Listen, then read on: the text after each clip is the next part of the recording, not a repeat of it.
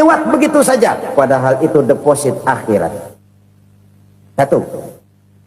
Yang kedua, perbendaharaan surga itu apa? Wa kitmanul musibah, menyembunyikan kesulitan. Kadang orang takut menghadapi kesulitan, tapi makin kita merenung, hidup ini kan sebenarnya urusan. Takut sama urusan, ya jangan hidup. Tandanya orang hidup itu kalau punya urusan. Urusan melupakan problem. Problem sering menimbulkan kesulitan. Kesulitan bukan untuk ditakuti, tapi untuk diatasi dan dicarikan jalan keluarnya. Siapa sih orangnya yang gak pernah sulit-sulit? Makin tinggi status sosialnya, makin gede urusannya. Makin tinggi kualitas imannya, makin berat tingkat kesulitannya. Cuma memang yang namanya enak itu seperti pelangi. Biang lala itu nggak pernah di atas kepala kita, di atas kepala orang melulu. Lo sih enak lo, kata kita. Dia juga bilang yang enak kan lo. Pelangi itu nggak pernah di atas kepala kita. Kata tukang beca, aduh enak ya naik Mercy. Kata tukang beca, apa yang di dalam mobil Mercy? Aduh enak bener tukang beca, di jok ngeringkuk ngorok pulas bener.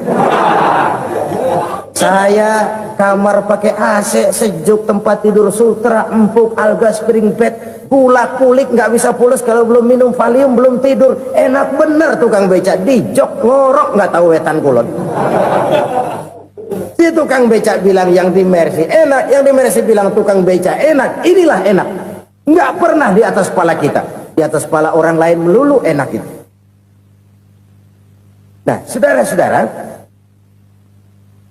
yang merupakan perbendaharaan surga itu orang yang bisa menyembunyikan kesulitan, baik pribadi ataupun rumah tangga. Nih terutama rumah tangga yang jadi soalnya. Kadang-kadang kita ini kalau senang, sebaliknya kalau senang kita diam, kalem aja, cuek. Banyak banget duit kita bawaan, diam aja udah, malah ketemu orang takut. Tapi begitu susah sekampung tahu. Padahal Nabi mengajarkan perbendaharaan surga itu menyembunyikan musibah, menyembunyikan kesulitan. Kalau enak, cerita sama orang-orang. Kalau nggak enak, rasain sendiri, tekan sendiri, atasin sendiri. Kita kan sebaliknya. Senang kita diam, asal lagi susah, paling tidak kita nyari teman buat cerita kesusahan. Siapa orangnya yang nggak pernah susah? Cuma soalnya bagaimana kita mengatasi kesusahan itu sendiri. Begitu juga misalnya kalau orang sudah berumah tangga, itu orang tuanya harus menjadi tempat dia cerita yang enak-enak saja. Yang nggak enak rasain berdua, selesaikan berdua, atasin berdua. Jangan dibalik. Asal senang diam, giliran susah saja. Maknya laporan. Terbalik. Bisa menjaga security informasi. Maka nama bayam keluar diam, malah seluitan. Enak amat lo makan daging ayam. Security informasi. Saudara-saudara kaum muslimin rahimakumullah, ujian yang terberat itu yang pernah diberikan kepada para nabi, para rasul, para aulia, para ulama. Makin tinggi keimanan, makin berat bentuk kesulitan. Ayo saya kemukakan satu contoh saja. Ada seorang nabi yang kaya, nabi kaya, namanya Nabi Ayub. Iblis kalau orang begini kan keki, ibadahnya rajin, kaya. Yang kayak begini susah digodain. Kalau ibadahnya rajin, miskin, kali bisa disogok. Sini imannya mantap, ibadahnya rajin, kaya, nabi lagi. Oh, tapi namanya iblis nggak kurang akal. Laporan, Tuhan, kenapa les? Ya ini bahasa saya, bahasa Qurannya sih nggak gitu. Itu hambamu yang namanya Ayub, dia rajin ibadah cuma karena dikasih kaya aja.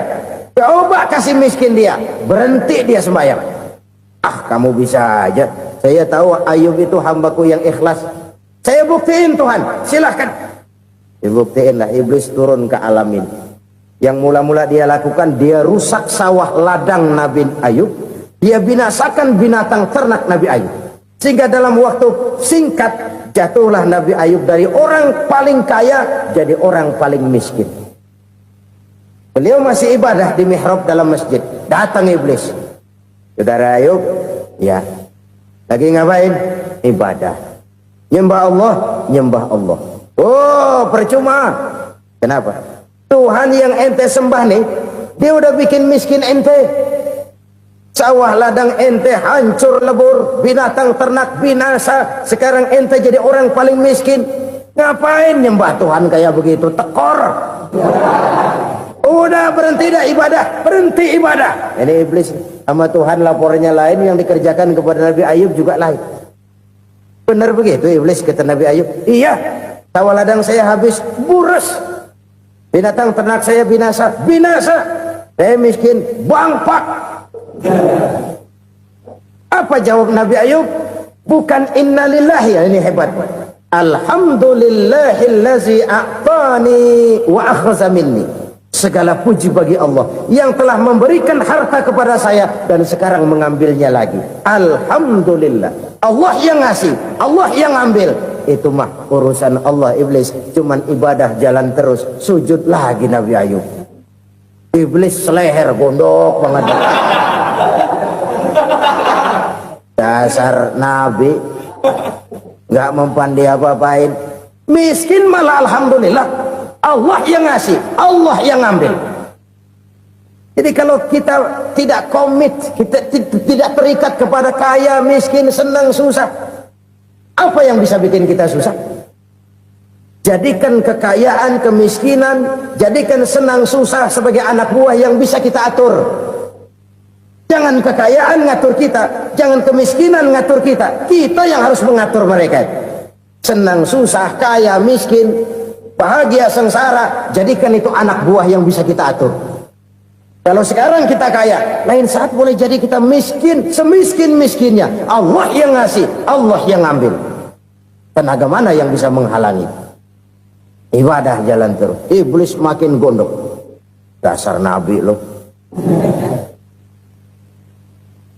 Akhirnya apa? Nabi Ayub dikerjain, diberikan penyakit. Demikian fatal penyakitnya. Bayangin, udah miskin sakit. Masya Allah. Miskin sakit. Sakitnya nggak lama, kira-kira 16 tahun. Istrinya 3, 2 mental minta ceraiin. Ngerawatin laki bengek begini. Senang belum tentu, susah udah pasti nih. Cerai aja, cerai dah. Cerai. Tinggal satu Siti Rahmah yang setia menemani beliau. Sesetia-setianya hati perempuan. Satu saat Siti Rahmah bilang, "Bang, ya, abang kan Nabi, Bang. Lalu, namanya Nabi kan doanya jarang meleset, Bang. Maksud kamu minta kenapa sih sama Tuhan biar abang sembuh baik dah, Bang?" Siti Rahmah, iya. Saya sakit berapa tahun sih dah? 16 tahun, Bang. Sebelum ini saya sehat berapa tahun? Ya kira-kira 60 tahun, Bang. Nah, coba ente banding-bandingin, Rahmah. Saya dikasih sehat 60 tahun, dikasih sakit 16 tahun. Sudah nggak sabar mau doa kepada Allah minta sembuh. Saya malu kepada Allah. Diuji dengan yang luar biasa seperti ini, tidak mengganggu stabilitas kehambaannya. Dia tetap menghamba kepada Allah Subhanahu wa ta'ala. Saudara-saudara kaum muslimin rahimakumullah, kunci menghadapi kesulitan itu apa? Allah jelaskan dalam satu ayat, wa basyiris sabirin alladzina iza asabathum musibah qalu inna lillahi wa inna ilaihi raji'un. Gembirakan orang-orang yang sabar. Siapa mereka itu? Yang apabila mendapat musibah mereka kembali kepada keyakinan dasar, segalanya dari Allah dan segalanya akan kembali kepada Allah. Ini konsepsi dasar dari sikap muslim dalam menghadapi berbagai kesulitan. Segalanya dari Allah, segalanya akan kembali kepada Allah. Kalau ini sudah kondisi dasarnya, maka kita akan lapang menghadapi kenyataan bagaimanapun pahitnya. Apakah itu namanya miskin? Apakah itu namanya sakit?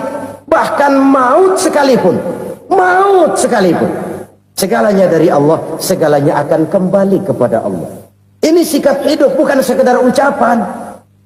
Kita kadang-kadang menjadikannya sebagai ucapan, mulutnya sehingga berhenti, innalillahi wa inna ilaihi rajiun, tapi nangisnya terus gerung-gerungan. Bukan itu, ini kesadaran moral. Kalau segalanya dari Allah, segalanya kembali kepada Allah, kan sebenarnya cuma nunggu giliran. Hari ini saya nyembayangin dia, entah hari apa saya disembayangin orang. Hari ini saya antar dia ke kubur, entah hari apa orang nganterin saya ke kubur. Hari ini saya tahlilkan dia, entah nanti kapan orang tahlilkan saya. Segalanya dari Allah, segalanya akan kembali juga kepada Allah. Oleh sebab itu saudara-saudara, kesulitan bukan untuk ditakuti, kesulitan justru untuk diatasi, dicarikan jalan keluarnya. Dan tidak ada orang yang tidak pernah mendapat kesulitan, tidak ada. Semakin tinggi status sosial, semakin tinggi kualitas keimanan, semakin besar juga tingkat kesulitan. Hanya saja bagaimana cara kita mengatasinya. Dan Al-Quran menyatakan, inna ma'al usri yusra. Di balik kesulitan itu pasti ada kemudahan. Roda itu berputar. Karena itu Rasulullah sallallahu alaihi wasallam mengingatkan kepada kita, ta'arraf ilallahi firraha ya'rifka fisyiddah. Ingatlah kepada Allah di waktu kamu senang, supaya Allah ingat kepada kamu di waktu kamu susah.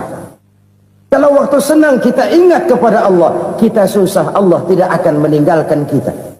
Tapi kalau waktu senang kita jauh dari Allah, sujud tidak sempat, dengan masjid jauh, ketika senang kita lupakan Allah, nanti begitu kita susah, Allah lupakan kita, dan itu menyakitkan. Oleh karena itu orang-orang tua kita dulu bilang, kalau lagi sehat ingat-ingat lu bakal sakit nanti. Kalau lagi kaya ingat-ingat satu saat kita bakal jatuh miskin. Bahkan kalau lagi muda ingat-ingat kita bakal tua. Dan yang terpenting, kalau lagi hidup ingat-ingat kita bakal mati. Saudara-saudara kaum muslimin rahimakumullah. Jadi yang kedua yang merupakan perbendaharaan surga, menyembunyikan musibah. Saudara-saudara kaum muslimin rahimakumullah. Hal ketiga yang merupakan perbendaharaan surga adalah wasilatur rahmi. Orang yang suka bersilaturahmi. Sebagaimana yang kita maklum bahwa manusia adalah makhluk yang disebut zon politika. Makhluk sosial yang tidak mungkin hidup sendiri-sendiri. Betapa dan siapapun kita memerlukan orang lain. Bodoh betul manusia kalau tinggal di tengah masyarakat tapi tidak mau bermasyarakat. Merasa hebat sendiri, pinter sendiri, gagah sendiri, kaya sendiri. Mungkin kalau mati juga ngubur sendiri. Jangankan kita di sini, di sorga saja Nabi Adam waktu sendirian bengong melulu, mondar mandir. Allah tegur dam sepi dam. Jadi ini kalau bahasa saya, iya Tuhan sepi ini nggak ada coret-coretan pisan ini. Diciptakan Siti Hawa baru anteng Nabi Adam. Itu di surga. Cobalah. Umpamanya saudara tinggal di Jakarta nih. Kaya bener. Apaan aja di Jakarta punya saudara dah.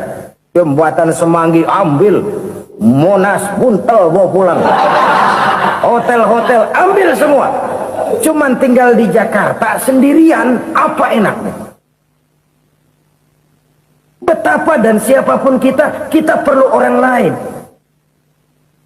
Tidak ada seorang pun yang bisa memenuhi kebutuhan hidupnya secara sendiri-sendiri.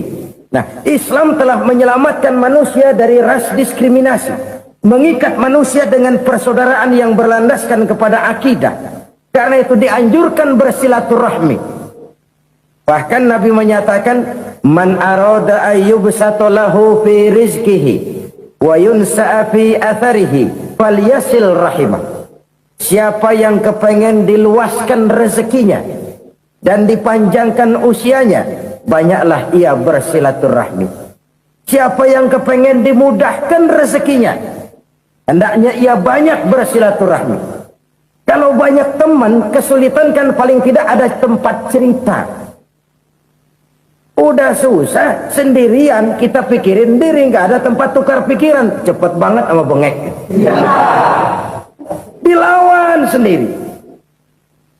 Nah, secara makro kita bisa berkata, tidak mungkin ada kemenangan kalau tidak ada kekuatan. Tidak ada kekuatan kalau tidak ada kesatuan dan persatuan. Tidak mungkin ada kesatuan dan persatuan tanpa semangat silaturahmi. Kalau umat Islam mau menang, dia harus kuat. Kalau umat Islam mau kuat, dia harus bersatu. Kalau umat Islam mau bersatu, dia harus membudayakan silaturahmi ini. Bahkan sampai-sampai kata Nabi, kalau bisa cari nilai tambah. Apa? Silman koto'ak. Bersilaturahmilah kau kepada orang yang marah denganmu. Masya Allah, indahnya ajaran agama kita. Orang yang marah pun kepada kita, kata Nabi, kalau bisa bersilaturahmilah kepadanya, kepada orang yang marah itu. Di situ nilai tambah. Cuman jujur nih hadis, ngucapinnya gampang, ngamalinnya yang berat banget. Orang marah sama kita, kita disuruh silaturahmi. Ada apa malu? Lu marah, ada gua marahan lagi. Tunggu pikirin. Saudara-saudara kaum muslimin rahimakumullah. Tapi ini yang diajarkan, bahkan ini yang dicontohkan oleh baginda Rasul. Bagaimana begitu mudah, misalnya satu saat Abu Jahal ini ngatur strategi bagaimana bikin Muhammad celaka. Dia gali lubang di depan tempat tidurnya. Dia tutupin daun korma. Terus dia panggil seseorang, ke sini. Kasih tahu Muhammad, pamannya sakit keras, minta ditengokin. Berangkat orang ini ke sana. Muhammad, labbaik. Pamanmu sakit keras, dia minta ditengokin. Baik, saya akan datang menjenguk beliau. Berangkatlah Nabi ke rumah Abu Jahal tanpa prasangka apapun. Abu Jahal udah pasang setil, selimut 3 rangkap setengah dipakai, persis kayak orang meriang. Tapi sembari ngintip dari balik selimut, begitu Muhammad buka pintu, nah masuk perangkap nih. Muhammad jalan menuju tempat pembaringan. Makin lama makin dekat, makin lama makin dekat, makin dekat ke lubang yang dipasang oleh Abu Jahal itu. Dalam hati Abu Jahal, terus dah jatuh, mampus dah lo ini. Mampus lo hari ini nih. Apa yang terjadi? Malaikat Jibril datang. Muhammad, pamanmu cuma pura-pura sakit. Di depan tempat tidurnya ada lubang perangkap supaya kamu jatuh ke situ. Sudah, kamu pulang. Balik kanan Nabi. Sudah hampir jatuh ke lubang, balik kanan, pulang. Bayangin kecewanya Abu Jahal. Muhammad dikit lagi, Muhammad dikit lagi. Enggak paman, saya pulang aja. Emosi bangun dari tempat tidur, enggak sadar kalau lagi pura-pura sakit. Lompat ngejar Nabi, dia lupa dengan lubang yang dia gali. Usrak, nyemplung sendiri ke dalam lubang.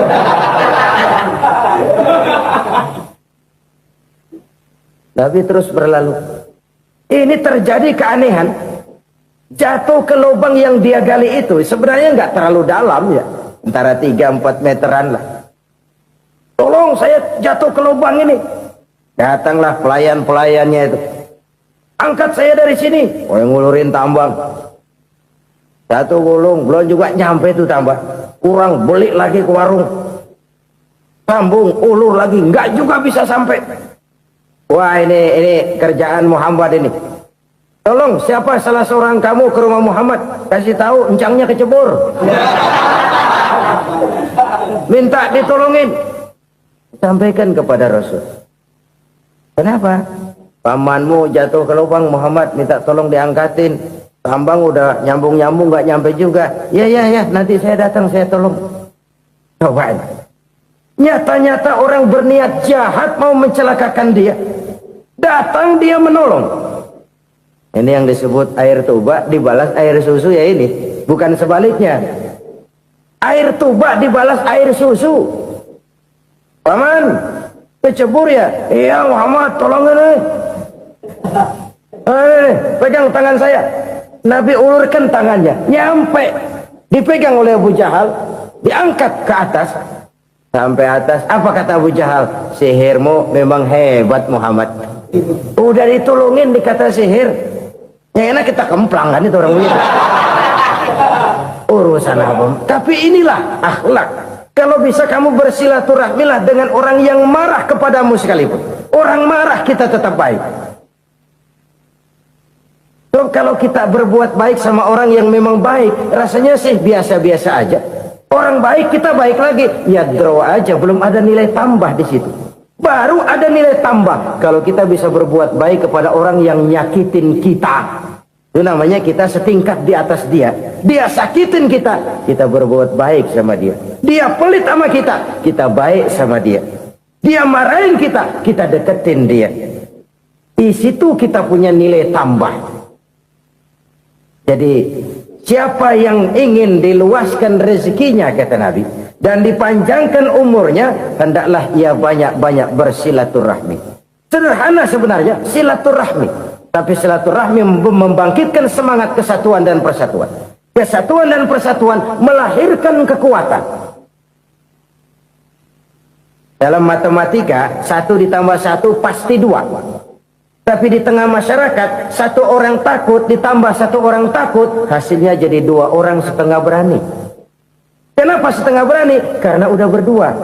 Tadi pan takut sendirian. Kalau dia kumpul turu-turu takutlah jadi berani. Kita yang lemah, kita yang tidak berdaya, kita yang miskin, kalau mau kompak bersatu, apa yang nggak bisa kita kerjain? Apalagi tinggal di kota besar, pilihan cuma 2. Bertahan atau minggir. Bertahan atau minggir. Untuk bisa bertahan harus mampu bersaing. Untuk mampu bersaing harus punya keahlian. Keahlian harus ditunjang dengan pendidikan, ditambah oleh kekompakan sebagai umat. Udah miskin mencar mulu, orang injak kita. Orang nggak pandang urusan apa malu. Oleh karena itu, silaturahmi pada hakikatnya merupakan roh dari ukhuwah yang diajarkan oleh agama kita. Bagaimana Islam menyelamatkan masyarakat manusia dari ras diskriminasi, mengikat manusia, dan tidak ada persaudaraan yang lebih indah selain persaudaraan yang diikat dengan nilai-nilai akidah. Sepanjang orang di jalan Allah, itulah saudara kita. Keluar dia dari jalan Allah, selesailah persaudaraan sampai di situ. Karena itu, kalau ingin menyimpan sesuatu di surga, banyaklah bersilaturahmi. Datang ke rumah ini, datang ke rumah itu, dan lain sebagainya. Itu simpanan kita di akhirat nanti. Ini yang ketiga. Saudara-saudara, yang keempat, perbendaharaan surga itu apa? Wa qawlu la hawla wa la quwwata illa billah. Ucapan la hawla wa la quwwata illa billah. Ibadah kan ada yang berat, modalnya besar. Bangun masjid berat, modalnya besar. Bangun rumah sakit berat, modalnya besar. Ada ibadah yang berat, tapi modalnya ringan. Misalnya puasa. Puasa itu berat, mengendalikan nafsu. Kalau sekedar nggak makan, nggak minum sih enteng. Mengendalikan nafsu. Itu jihad terbesar, tapi kan modalnya ringan, cuma niat saja. Ini ibadah berat, modalnya ringan. Ada ibadah yang ringan, modalnya juga enteng. Seperti termasuk ucapan la haula wa la quwwata illa billah. Tanpa sadar, la haula wa la quwwata illa billah. Nyelengin tuh di surga. Nyelengin, kita nggak terasa. Nyelengin simpenan akhirat. La haula wa la quwwata illa billah. Nyimpen lagi. Kaget, la haula wa la quwata illa billah, nyimpan lagi, banyak simpanan. Walaupun sebenarnya yang dimaksud di sini adalah kesadaran batin bahwa tidak ada daya dan kekuatan kecuali Allah. Itu intinya. Kita memulai pekerjaan disunahkan baca bismillah, kan begitu. Apa itu? Kesadaran moral. Bahwa ini saya bisa kerjakan. Saya kerjakan ini dengan menyebut nama Allah. Kenapa? Kalau Allah tidak memberikan daya dan kekuatan, mana mampu saya kerjakan ini.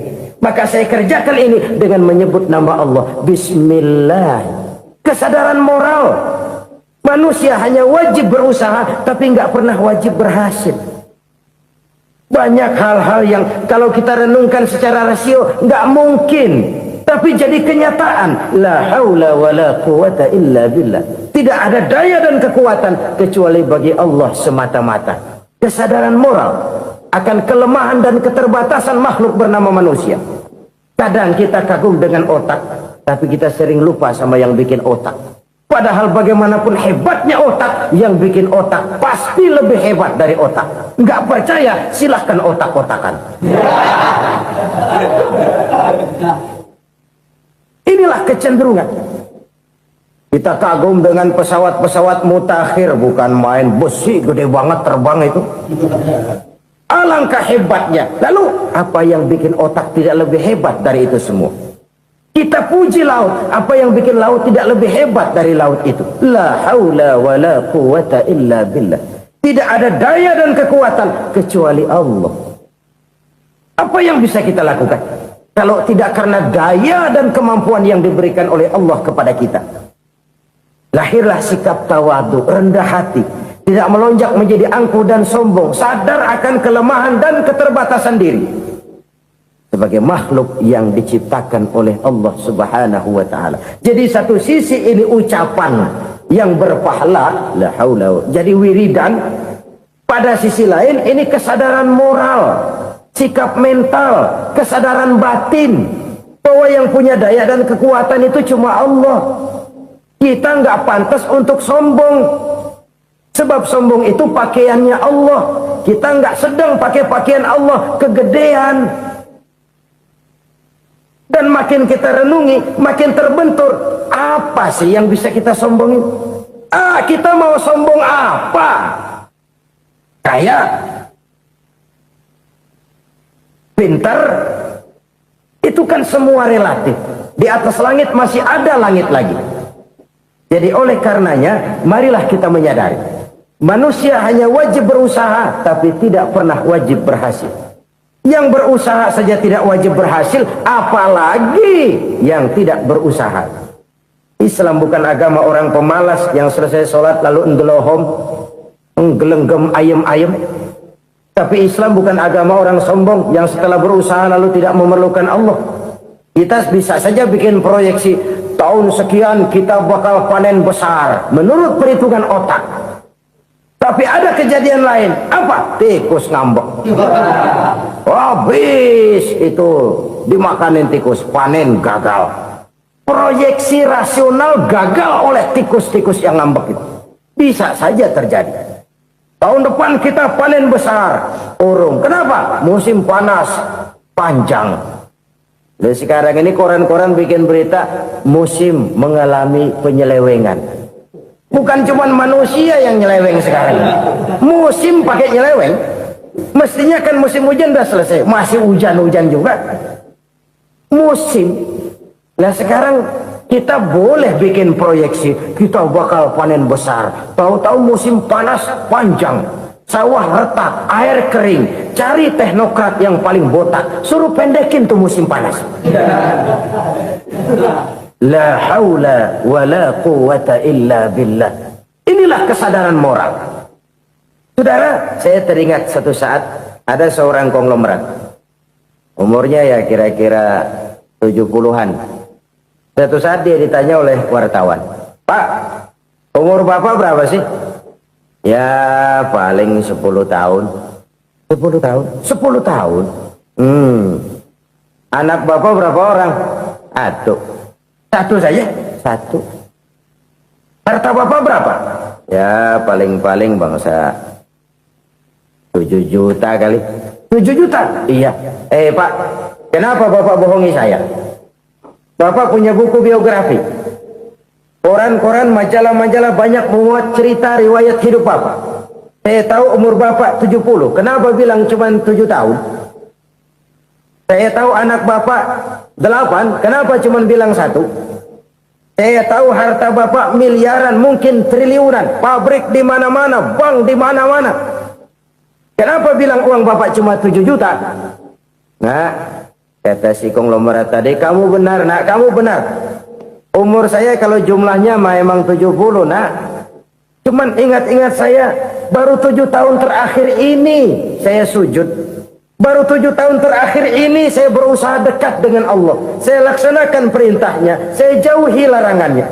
7 tahun inilah rasanya yang ada nilainya di hadapan Allah. Yang 63 tahun matong, kelabu, kelem umur gue. Habis untuk maksiat, untuk munkarat. Maka ketika ditanya tadi, umur saya 7 tahun itu. Oh begitu Pak. Oh iya. Lalu anak Pak. Anak bapak kan 8. Kenapa bilang cuma 1? Nah, kalau jumlah hitungannya memang anak saya 8. Tapi dari 8 orang ini rasanya cuma 1 nih. Yang bakal jadi buah hati, belahan jantung. Pelanjut cerita, penerus sejarah. Bakal jadi anak soleh yang akan mendoakan saya. Cuma 1 rasanya anak saya ini yang bakal jadi buah hati saya. Besar-besaran saya. Yang akan mendoakan di kubur saya. Yang akan mendoakan di akhirat saya. Yang 7 orang mana, Masya Allah, yang satu tenggeng, yang satu nyekek botol mulu, yang satu nggak karu-karuan. Makanya saya bilang 1 anak saya yang akan bisa mendoakan saya. Oh begitu Pak. Iya. Nah harta Pak, harta Bapak kan triliunan. Pabrik Bapak di mana-mana. Uang Bapak hampir di tiap bank-bank besar. Kenapa bilang cuma 7 juta? Betul kau nak. Harta saya kalau jumlahnya memang miliaran, triliunan mungkin. Tapi yang saya ingat baru 7 juta tuh yang saya belanjakan di jalan Allah. Saya nyumbang masjid, saya santuni yatim piatu, saya bantu pembangunan pesantren, saya bantu pembangunan rumah sakit Islam. Itu yang akan saya bawa pulang ke akhirat, yang 7 juta itu. Yang triliunan itu nanti akan diperebutkan oleh anak-anak saya sebagai waris saya. Jadi harta saya 7 juta itu yang bakal nemenin saya di akhirat. Yang akan saya bawa pulang jadi teman saya. Saudara-saudara kaum muslimin, jangan-jangan orang tua itu adalah kita-kita ini. Jangan-jangan kita-kita ini adalah orang tua itu. Jangan-jangan itu potret dari diri kita masing-masing. Dari sekian umur yang diberikan Allah, berapa tahun yang ada nilainya di hadapan Allah? Dari sekian anak-anak yang merupakan amanah, berapa yang akan mendoakan kita sebagai orang tuanya menjadi anak soleh? Dari sekian banyak harta yang diberikan Allah, berapa yang akan kita bawa pulang menghadapnya nanti, yang kita belanjakan di jalan Allah? Ini sebuah potret kehidupan. Karena itu kita kembali kepada la haula wa la quwwata illa billah. Kita wajib berusaha, kita wajib berikhtiar. Selebihnya, segala daya dan kekuatan hanya milik Allah saja semata-mata. Satu kesadaran batin dari setiap pribadi muslim. Setelah ia berusaha dan berikhtiar, ia menyerahkannya kepada Allah Subhanahu wa ta'ala. Jadi, satu sisi ini merupakan wiridan ucapan yang mengandung pahala. Pada sisi lain, ini merupakan sikap batin dari seorang muslim di dalam ia menghadapi realitas kehidupan ini. Saudara-saudara kaum muslimin, rahimakumullah. Kalau ini kita jadikan satu basis kehidupan, maka ini akan menyelamatkan manusia dari kemungkinan tergelincir menjadi orang yang lupa diri dan lupa darat.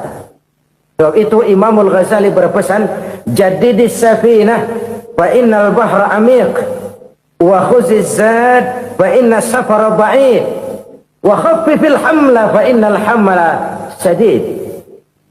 Perbarui selalu kapalmu karena lautan sangat dalam.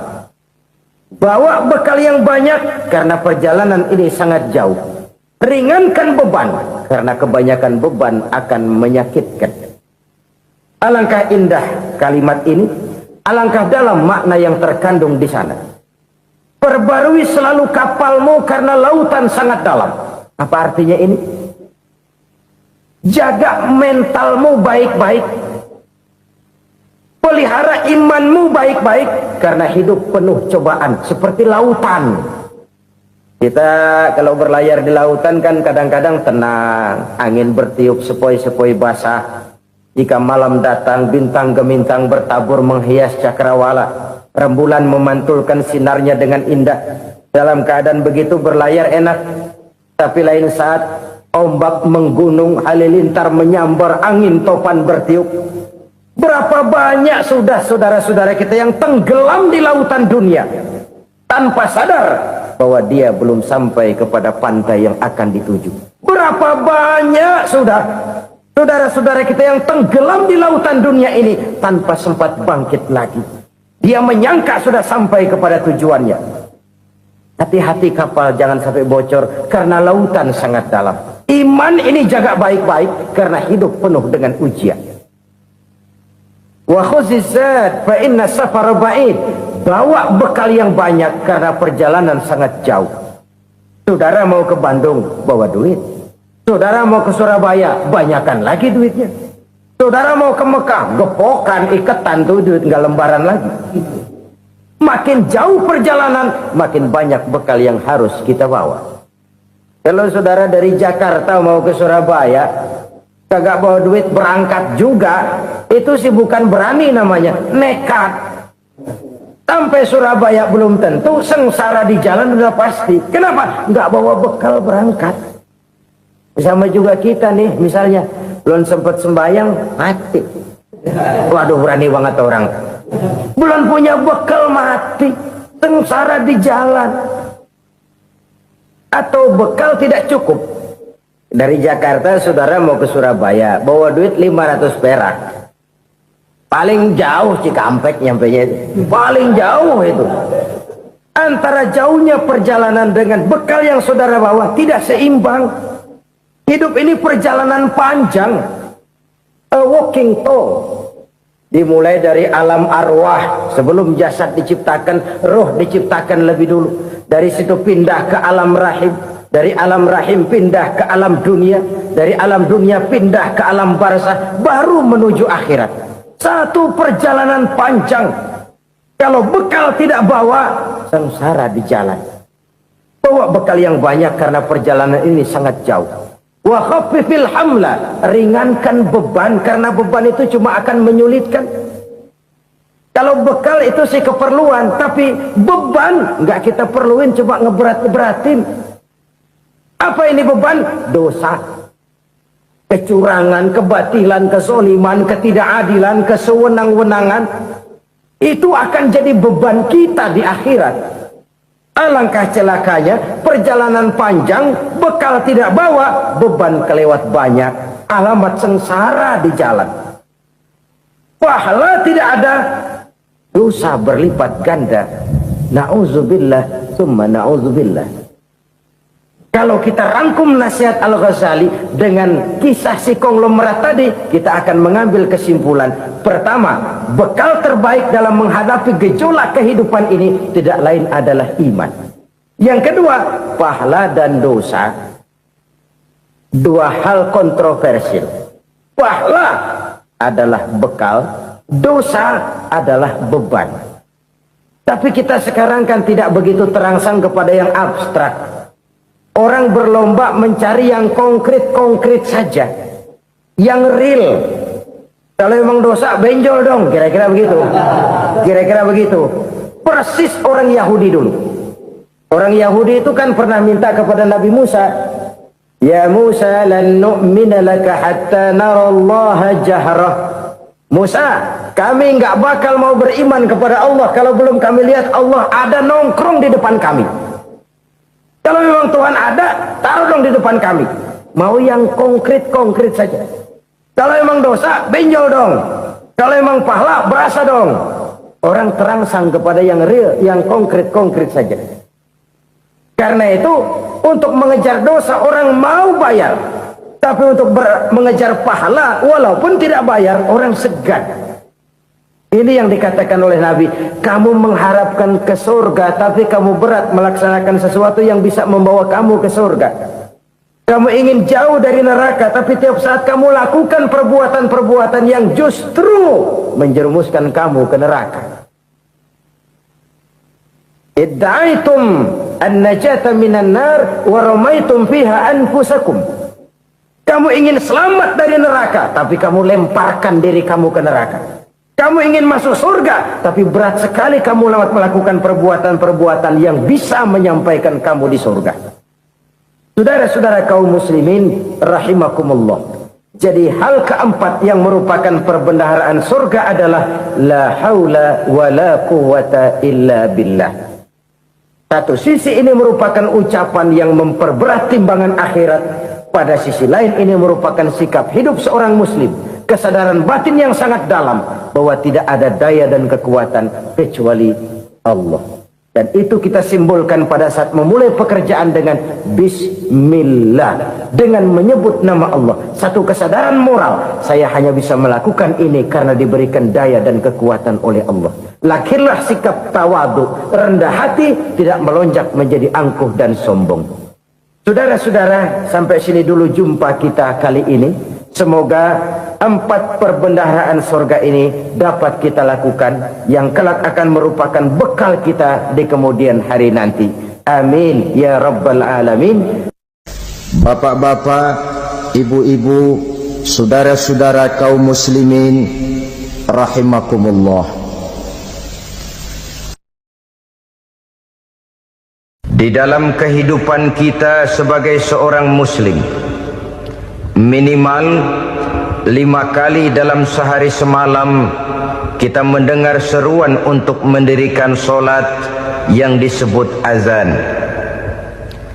Ada kalimat menarik di dalam kalimat azan itu, yakni seruan hayya 'alal falah, marilah menuju kepada keberuntungan, marilah meraih kemenangan. Seruan ini adalah kecenderungan dari setiap manusia, apapun warna kulitnya. Artinya, setiap orang dalam hidup selalu ingin meraih dan mencari kemenangan. Kemenangan akan melahirkan kepuasan batin, dan kepuasan batin memberikan kebahagiaan. Sedangkan kekalahan melahirkan penderitaan batin, dan penderitaan batin menjerumuskan seseorang di dalam berbagai bentuk kerugian. Jikalau inilah seruan azan, maka masalahnya ialah apa yang menyebabkan kita meraih kemenangan. Al-Quranul Karim memberikan tuntunan dan ajaran kepada kita bahwa orang-orang yang memperoleh kemenangan itu tidak lain adalah orang-orang yang bertakwa. Hanyalah mereka yang bertakwa kepada Allah Subhanahu wa ta'ala pada akhirnya akan tampil sebagai pemenang. Lalu siapa orang yang bertakwa itu? Dijelaskan dalam awal-awal Al-Baqarah, orang yang bertakwa yang akan meraih kemenangan.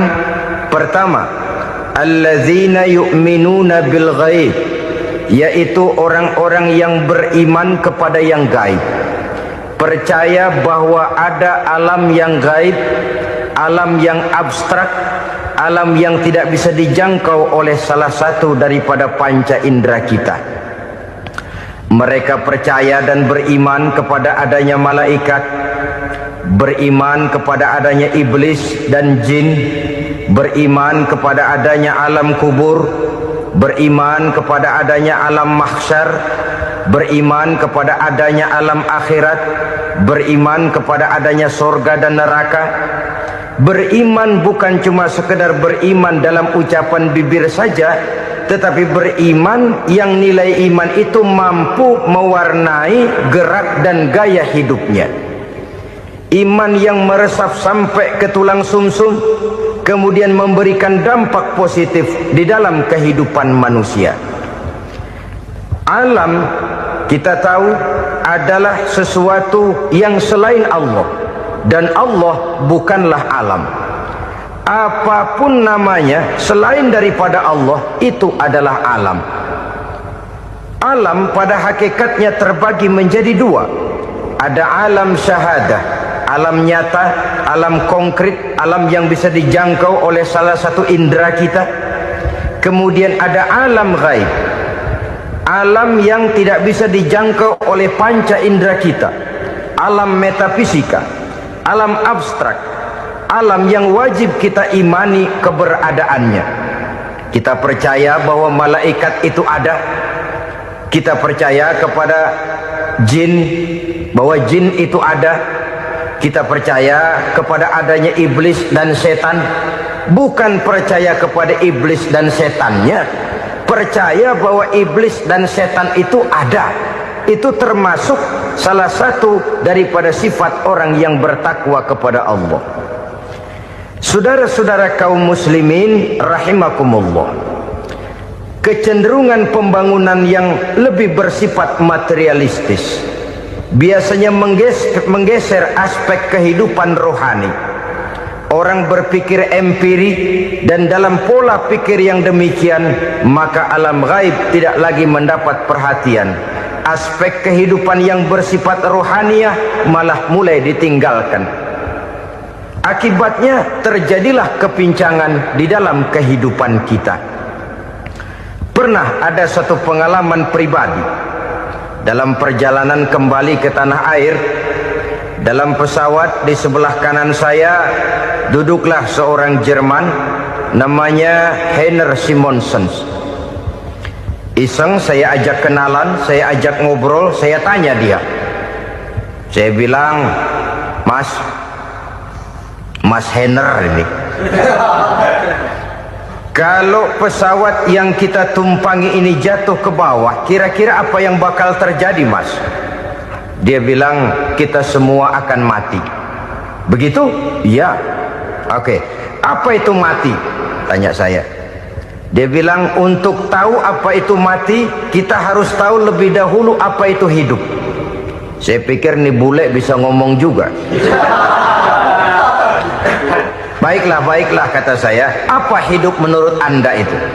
Oh, hidup itu dia bilang, kalau seluruh anggota badan kita bekerja secara normal, paru-paru memompa darah secara normal, jantung berdetak secara normal, sel-sel tubuh bekerja secara fit, dan organisme tubuh hanya mau bekerja secara normal, dia bilang, kalau kita memberi makan yang cukup, menu yang teratur, dan gizi yang lengkap. Saya bilang, kesimpulannya apa, Ner? Dia jawab, hidup adalah dari tangan ke mulut. Life is from the hand to the mouth, kata dia. Hidup adalah dari tangan ke mulut. Jadi masalah hidup tidak lebih daripada masalah isi perut.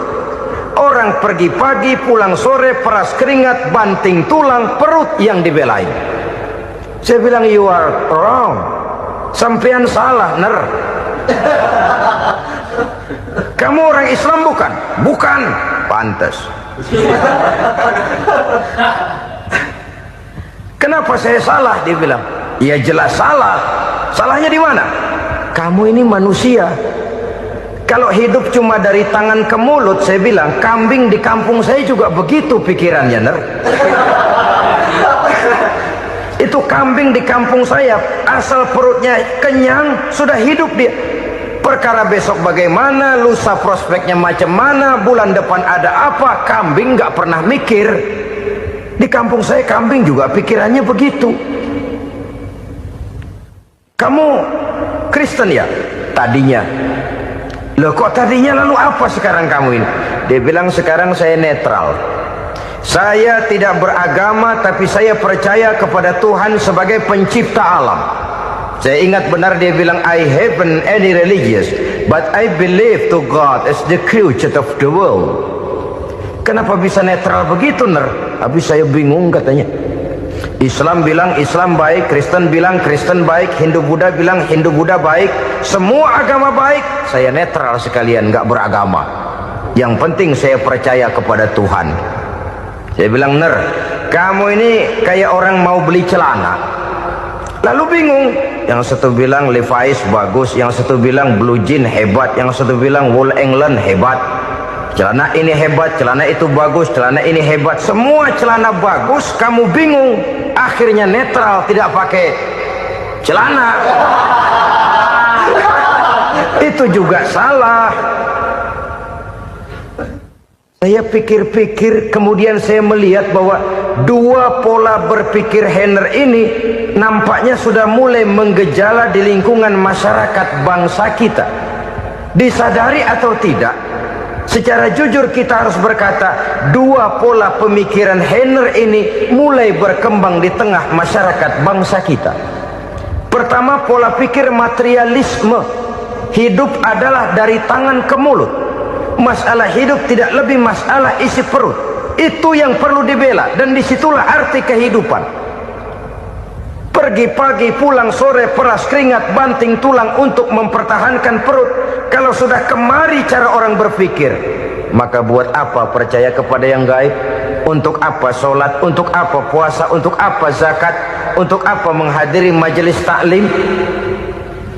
Tanpa kepercayaan kepada yang gaib, hidup berjalan menurut alur empiris dan materialis. Kalau sudah ke sana cara orang berpikir, biasanya orang lalu cenderung menghalalkan segala cara. Hanyalah orang yang percaya bahwa akhirat ada. Hanyalah orang yang percaya bahwa alam kubur itu ada. Hanyalah orang yang percaya bahwa malaikat itu ada, hidupnya akan lebih terarah dan terkendali. Karena kepercayaan kepada yang gaib, yang merupakan fase daripada kehidupan setelah hidup yang sekarang ini, mewarnai gerak pribadi seseorang di dalam dia melakukan kegiatan hidupnya. Pola berpikir materialisme, disadari atau tidak, mulai menggejala di lingkungan masyarakat bangsa kita. Hidup tidak lebih dari urusan tangan ke mulut, mulut ke tangan, tangan ke mulut. Asal perut sudah kenyang, hiduplah sudah. Perkara bagaimana prospek hari yang akan datang, bagaimana akhirat, tidak jadi persoalan. Ini yang oleh Nabi diperingatkan, ad-dunya sijnul mu'min wa jannatul kafir. Dunia adalah penjara bagi orang beriman dan surga bagi orang kafir. Dulu di zaman Belanda hadis ini pernah disalah tafsirkan, disalah artikan, digunakan sebagai senjata untuk mengkebiri dan membuat impoten umat Islam. Sudahlah umat Islam gak usah macam-macam, kata Belanda. Dunia ini kan penjara buat orang Islam, surga buat orang kafir. Di penjara jangan bertingkah.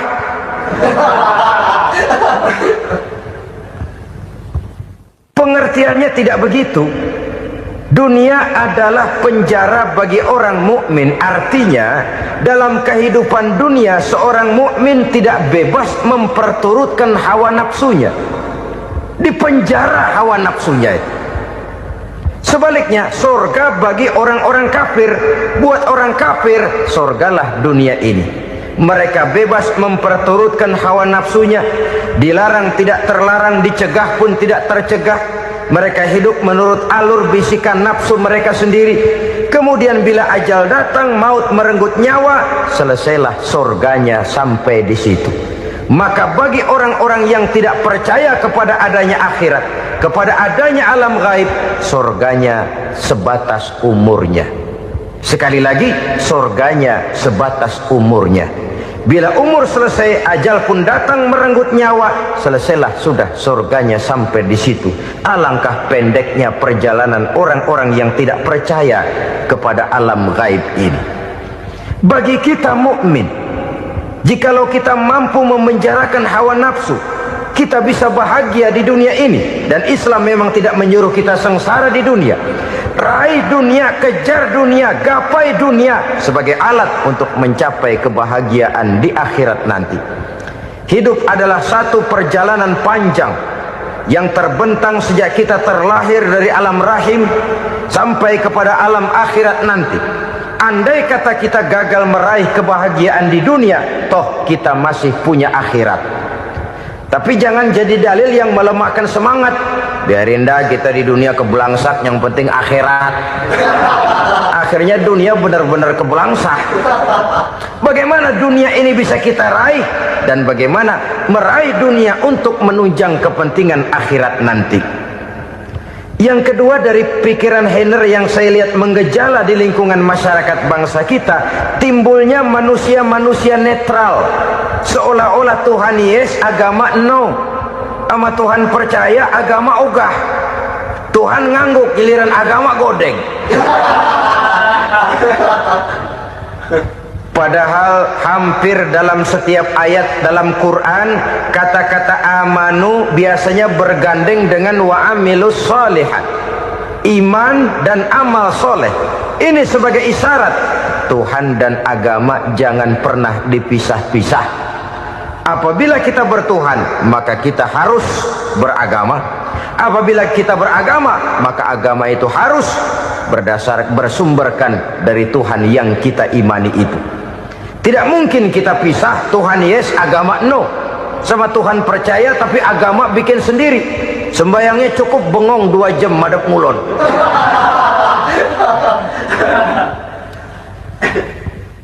Saudara-saudara kaum muslimin rahimakumullah.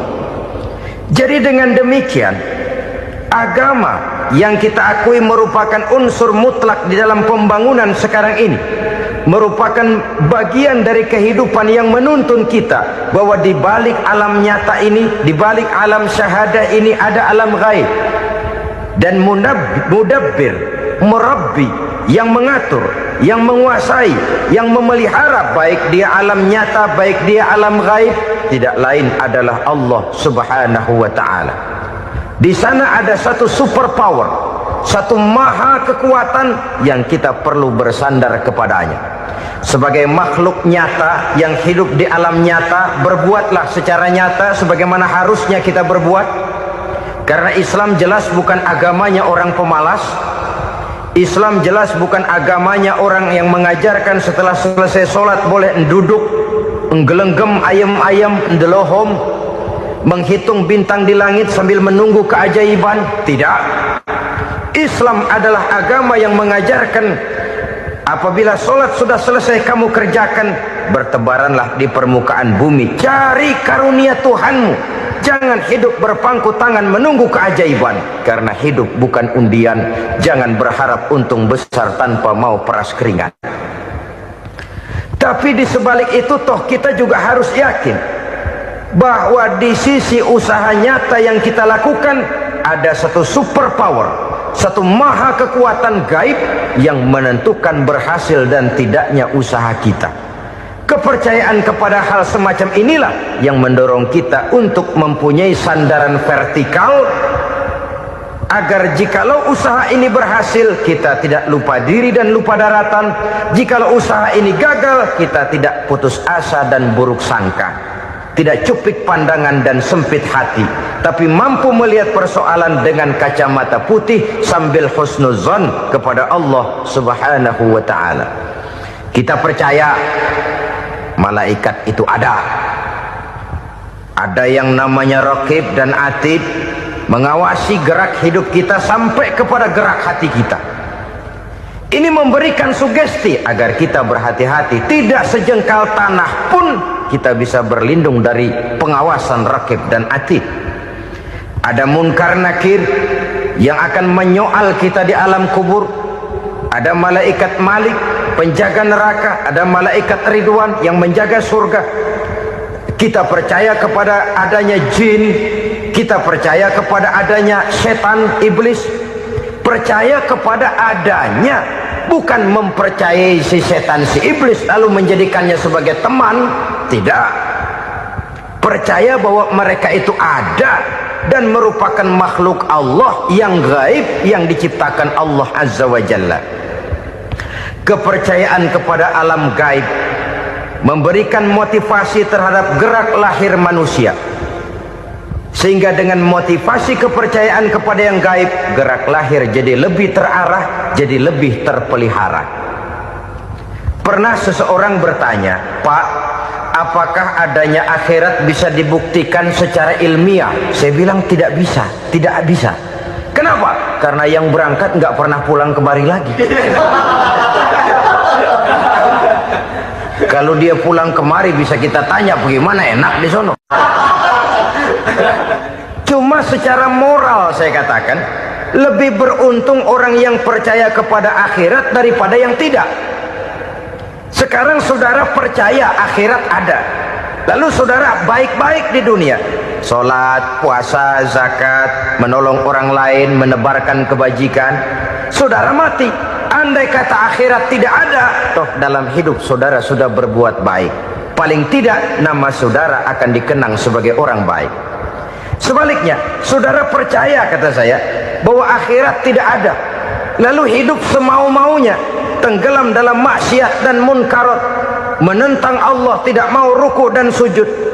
Lalu saudara mati, kemudian akhirat ada, ayo mau apa? Bekal tidak punya. Jadi secara moral lebih beruntung orang yang percaya kepada adanya akhirat daripada yang tidak percaya. Dan itu alam gaib yang tidak bisa dibuktikan secara eksat. Jangankan untuk membuktikan seperti itu, dalam kehidupan sehari-hari saja yang kita rasakan tidak selalu berbentuk toh. Angin, bagaimana sih bentuknya angin?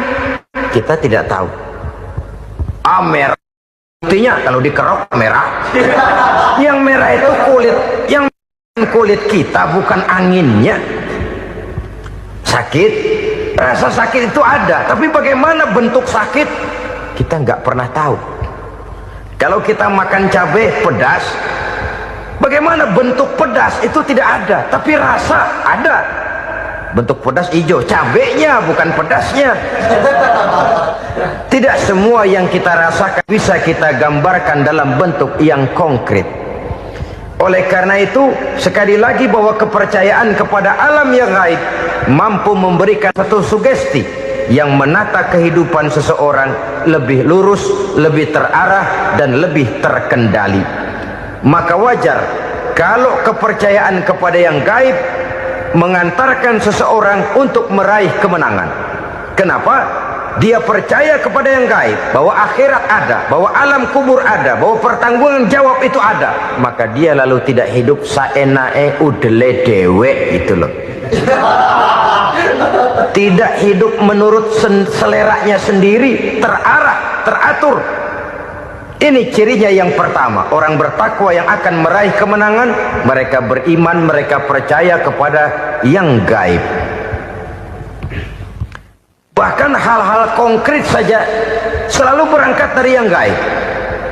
Saudara-saudara, para remaja, para pemuda sekarang ini tidak pernah tahu toh siapa yang akan jadi teman hidup saudara. Kita bisa saja ngerancang, mentargetkan, tapi toh akhirnya yang namanya jodoh bukan kekuasaan kita.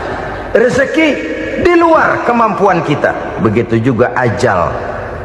Maut, jodoh, ajal adalah contoh-contoh konkret bahwa pada akhirnya yang gaiblah yang menentukan. Bertahun-tahun ngelancong, emang jodoh seret nggak jadi.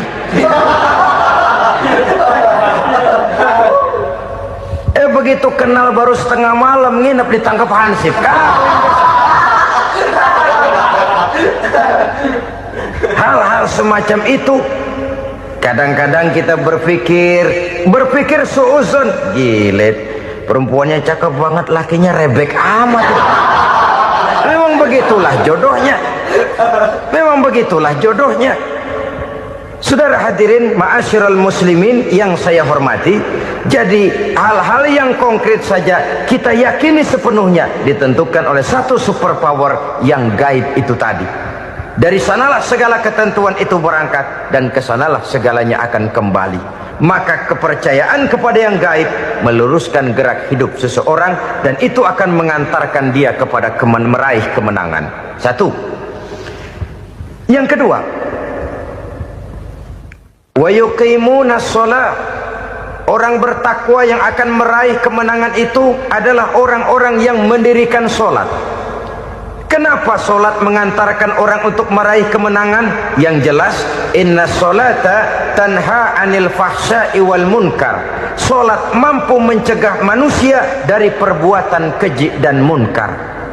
Banyak filsafat hidup yang terkandung di dalam sholat ini. Sejak kita wudhu sampai kita menghadap ke arah kiblat, sampai kita melakukan gerak-gerak sholat, bacaan-bacaan yang ada di dalam sholat, lalu sampai kepada mengucapkan salam. Banyak filsafat hidup yang terkandung di dalam sholat. Umpamanya